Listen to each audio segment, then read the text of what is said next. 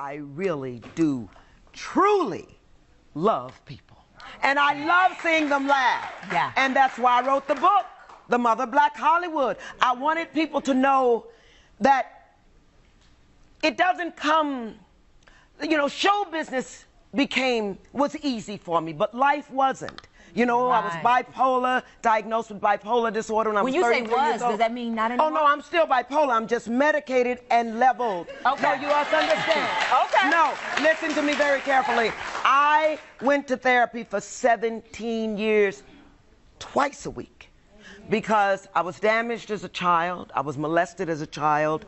I also wanted on my face what I put on everybody's face, which was laughter and a smile. So I went to therapy and took care of myself, baby, because all that success, listen, all of that success means nothing if you don't know who you are. Yeah. Yes! You gotta take us to school in here. Were you ever frightened or reluctant to want to share some of that things that you just shared in your book? Well, let me tell you about the book. I went to South Africa, and I went to see where Mandela had been for 27 years. And let me tell you something. When you come from that place, you understand and you know profoundly that you owe. You don't let a figure like that be on this planet with you. He said, what right do we have not to be great? You see, and I tell my daughter, Charmaine, go to the internet and bring up a picture of Nelson Mandela and look at whose shoulders you're standing on. They're fragile. They were fragile shoulders. But he was a strong man, you see. He was imprisoned, but he was never caged. His soul wasn't caged. You must understand that these are my idols, the Obamas and the Gandhis and the Dr. Kings and the Mandelas. I tell millennials today, you had a black president, act like it. And listen, no. It was not just for, you know, I don't just say African Americans. That was history. That defined what our country was at that time, and it was a wonderful time.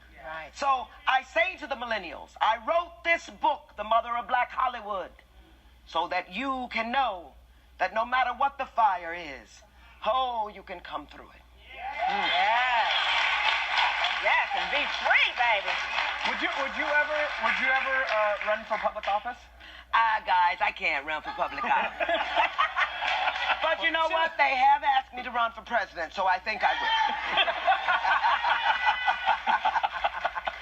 Oh, my goodness. Okay, well, we have so much that we want to talk about, but I've got to get you to weigh in on this because I feel like you're going to have a lot to say. Well, I'm listening. And you and I both know about the black culture and getting braids done, how many hours you have to sit in the chair to get braids. Honey, look. What else can I tell you? You're rocking that fro. No, honey, it is the natural state. Yes. Do you know how proud I am of this hair? It's beautiful. Wait a minute. I used to get perms and all that trash. Let me tell you something. I had a rotator cuff, and I couldn't comb my hair, so I cut it off. I wasn't going to be able to reach up for like 6 weeks, so I cut it off. And I saw my little nappy hair. I went, there you are, Jenny. So, you know, I do. I want African-American women to know that, you know, your beauty lies in how you were born. But in the confidence, too, you're extremely confident. I am. You got to say that definitely, you know, helps with the beauty as well. Well, you know what? I am confident, but I also understand what it was not to be confident. Okay. It lasted maybe 2 days in my life. But in those 2 days, you know, you can't really talk about somebody else's stuff until you lived it. People come up to me and say, oh, Jennifer, you're fabulous, you're wonderful. We love that you give us so much of your life, and we love your book and everything. And you know what I tell them, and I say this to everyone. Say it. It has to be in you to see it in me. And here's the other thing. People say, you know, Jennifer, why you always play the mother? I tell him, for that kind of money, I'll play the daddy.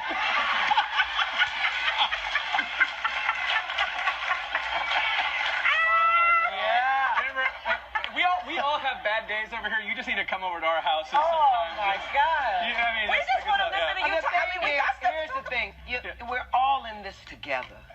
You know, we have a divided country right Yes, now. yes. Here's what I tell people. And they say, what can I do? And the first thing I say is, be kind to one another. That's number one. You come out of your house, you be nice, and you lead with love. You going shopping, I don't care where you going. Lead with love, and when you get there, it won't be so stressful.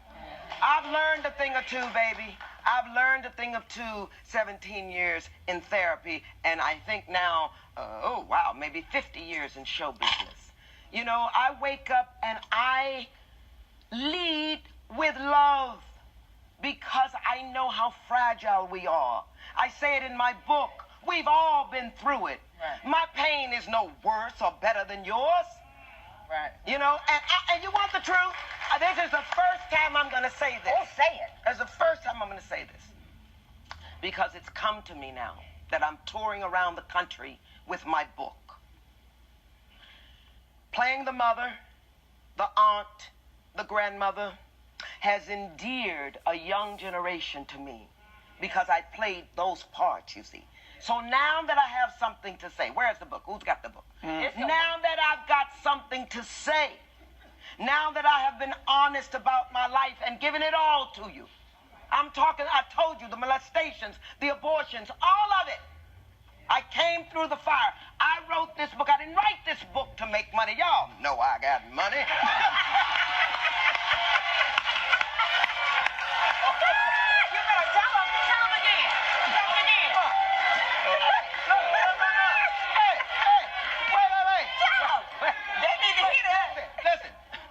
Don't ask me for none.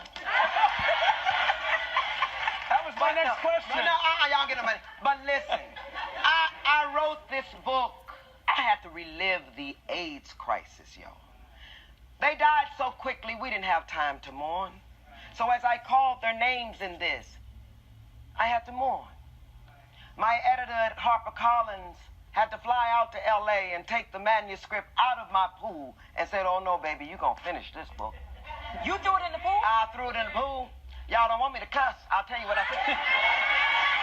Well, But put listen, your hand on the button, just in case she does. you guys go to Amazon and order this book. I mean that. And it's not for me. It's for you. It's about coming through the fire. It's about being kind to one another. And it's about not staying in these dark rooms, you see. I was depressed for 33 years of my life.